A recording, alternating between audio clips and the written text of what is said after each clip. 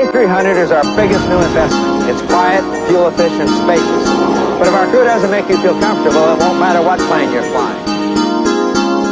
The A310 could seat 218 passengers in a two-class configuration and could travel a longer distance of up to 5,000 miles.